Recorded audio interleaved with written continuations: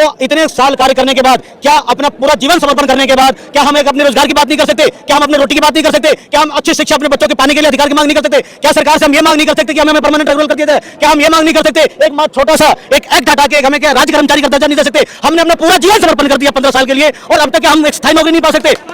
हम सरकार से मांग करना चाहते हैं, हम सरकार से मांग करना चाहते हैं।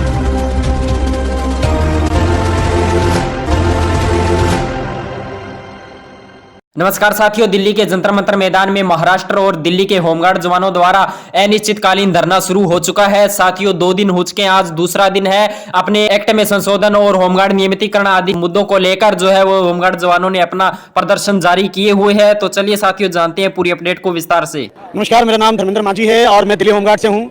मैं सिर्फ सरकार से एक ही निवेदन करने आया हूँ कि सरकार ने अभी एक फरमान जारी किया है जिसमें ये कहा है कि तमाम दिल्ली होमगार्ड का जो समय अवधि है वो 30 सितंबर 2023 तक के लिए बढ़ाया जाता है और इनको जब तक ना निकाला जाए, जब तक कि नई भर्ती ना हो जाए। मैं आपके माध्यम से सिर्फ एक ही कहना चाहता हूँ बात कि सरकार 1942 के बाद सरकार ने आज तक जो टोटल उस टाइम पे दिल्ली की आबादी मात्र 10 लाख थी, आज दिल्ली की आबादी के हिसाब से आज दिल्ली होमगार्ड की जो स्ट्रेंथ है वो कम से कम 73,000 होनी चाहिए, जो कि मात्र आज 10,286 है। मैं सरकार से गुजारिश करना चाहता हूं कि बढ़ती हुई आबादी के हिसाब से 73,000 एक तो दिल्ली होमगार्ड की स्ट्रेंथ बढ़ा दी जाए। दूसरी बात, सरकार अगर कहती है कि भाई हम भर्ती निकालेंगे तो भर्ती सरकार निकाले, हमें से कोई परहेज नहीं है, बल्कि हम उनका साथ देंगे, बशर्ते एक कि दिल्ली होमगार्ड के जो जवान अभी दिल्ली में जो कार्यरत हैं, चाहे वो दिल्ली पुलिस में है, दिल्ली परिवहन विभाग में है या विभिन्न प्रकार के, मैं आपको बता दूं कि दिल्ली के अंदर जो मजदूर यूनियन संगठन है और दिल्ली लेबर कोर्ट है, उसमें अगर कोई 89 दिन 90 दिन अगर कोई कार्य कर लेता है तो सरकार से वो अपने स्थायी नौकरी की मांग रख सकता है। आज हमारे दिल्ली होमगार्ड के जवान 15 साल से इस डिपार्टमेंट में कार्य कर रहे हैं और कोरोना काल में, महामारी में, भूकंप में, हर जगह हर परिस्थिति में हमारे दिल्ली होमगार्ड ने कार्य किया है। तो इतने साल कार्य करने के बाद क्या अपना पूरा जीवन समर्पण करने के बाद क्या हम एक अपने रोजगार की बात नहीं कर सकते? क्या हम अपने रोटी की बात नहीं कर सकते? क्या हम अच्छी शिक्षा अपने बच्चों के पाने के लिए अधिकार की मांग नहीं कर सकते? क्या सरकार से हम ये मांग नहीं कर सकते कि हमें परमानेंट रोल कर दिया जाए? क्या हम ये मांग नहीं कर सकते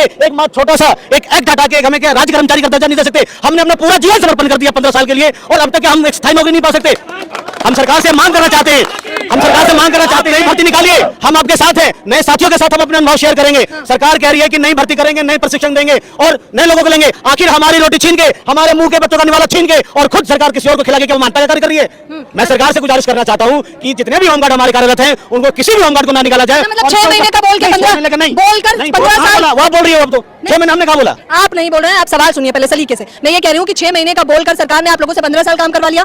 नहीं, हमारी जब होमगार्ड की भर्ती हुई तो बकायदा बता दिया गया था कि समय के हिसाब से हम आपका टाइम एक्सटेंड देंगे, 1 साल, 2 साल, 3 साल, 4 साल, 5 साल, 6 साल, 10 साल, 15 साल, 20 साल करने के बाद भी हम लोग परमानेंट नहीं करेंगे? क्या हम लोग अधिकार नहीं है? क्या हम लोग के बच्चे नहीं है? क्या हमारी वाइफ नहीं है या हमारे माँ बाप नहीं है? क्या हम ऐसे रहेंगे? तो इससे पहले भी प्रदर्शन किए हैं आप लोगों ने? हम पिछले 13 साल से प्रदर्शन कर रहे हैं पर ये गूंगी बहरी सरकार हमारी सुनती नहीं है। बार बार सरकार अपने पक्ष की और अपनी मांग की बात करती है, हमारे लिए नहीं सुन रही है। इसीलिए हमें यहाँ पर पिछले साल भी आए थे, 6 महीने पहले भी आए थे। केजरीवाल जी आश्वासन मिला, अभी तक झूठा आश्वासन।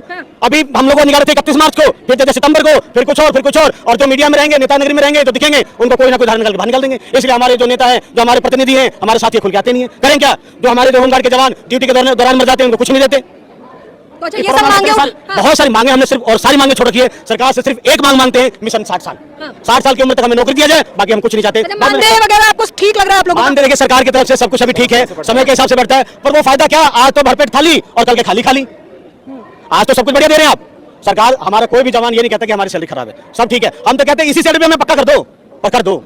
अच्छा, कितनी जगह और कहाँ पे इससे पहले प्रदर्शन किया आप लोगों ने? हमने केजरीवाल जी के ऑफिस पे प्रदर्शन करा, जंतर मंतर पे करा, लाल किले पे करा, रामलीला मैदान पे करा, राजघाट पे करा, भूखे 48 दिन तक रहे मैडम। तो क्या लग रहा है सरकार सुन क्यों नहीं रही? क्योंकि आपको बड़ा कुछ टाइम के लिए सुनती है, पता नहीं कैसे विचलित हो जाती है। अभी नई भर्ती के लिए 12 करोड़ रुपए सरकार खर्च करेगी और वो 12 करोड़ की खर्च करके सिर्फ 10,000 भर्ती करेंगे और फिर 3 साल बाद वो निकालेंगे। आज वो 12 करोड़ रुपए क्यों खर्च किए जा रहे हैं? जबकि हमने fire fighting, rescue, first aid कर रखी है। आज हमने फायर फाइटिंग का कोर्स कर रखा है, हमने गोली बंदूक चलाने का राइफल ट्रेनिंग ले रखा है, आज हमें निकाल रहे हैं।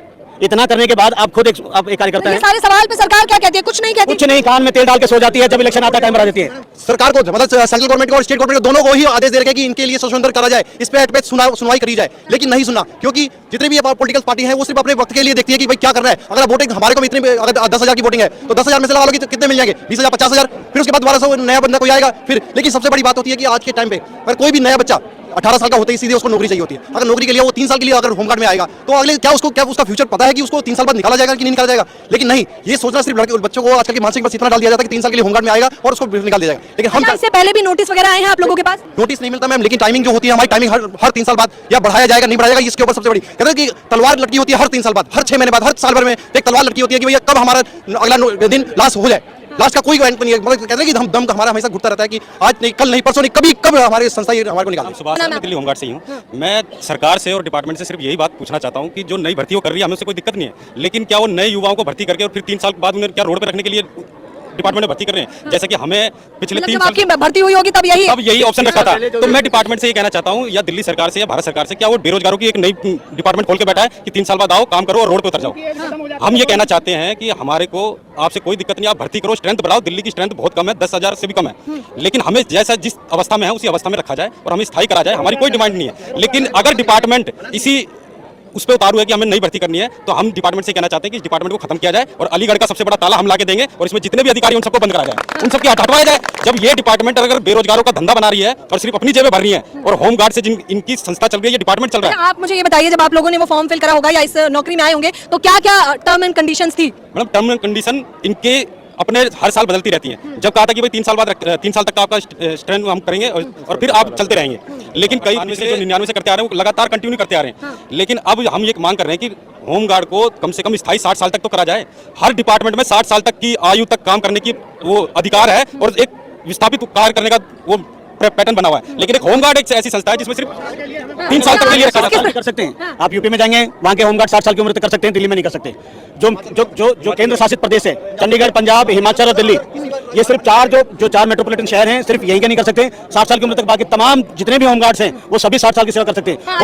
मैं आपकी सेवा के बारे में थोड़ा जानना चाहूंगी कि किस प्रकार से आप लोग भारत को सेवाएं उपलब्ध करा रहे हैं। क्या समय अवधि होती है आप लोगों की? टाइमिंग क्या होती है? टाइमिंग सबके ठीक है, 8 घंटे की ड्यूटी होती है। ड्यूटी का कोई समय सीमा तो नहीं है, पर फिर भी क्योंकि इस बीच अंतराल आपको क्या क्या ट्रेनिंग्स दी गई हैं? हमें फायर फाइटिंग का, रेस्क्यू का और अपने fire fighting, rescue, disaster management, traffic control, crowd control, law and order maintenance, air red के समय में इमरजेंसी सर्विसेज, डिपो सर्विसेज और कैजुअलिटी को हैंडल करना, इन सब और प्रोडक्शन को मेंटेन करना, जो जरूरी हमारे बहुत कार्डिनल संस्थान है जैसे कि एटॉमिक पावर, बड़े बड़े हॉस्पिटल हैं। इतना सब आप लोगों को सिखा दिया गया है, जाहिर तौर पर इन लोगों को इतना सब बता दिया गया है, ये लोग सुरक्षा का काम करते हैं। सवाल ये नहीं है आप लोगों ने पूछा हो कि इसके बाद हम क्या करेंगे अगर आप 6 महीने बाद निकाल देंगे तो?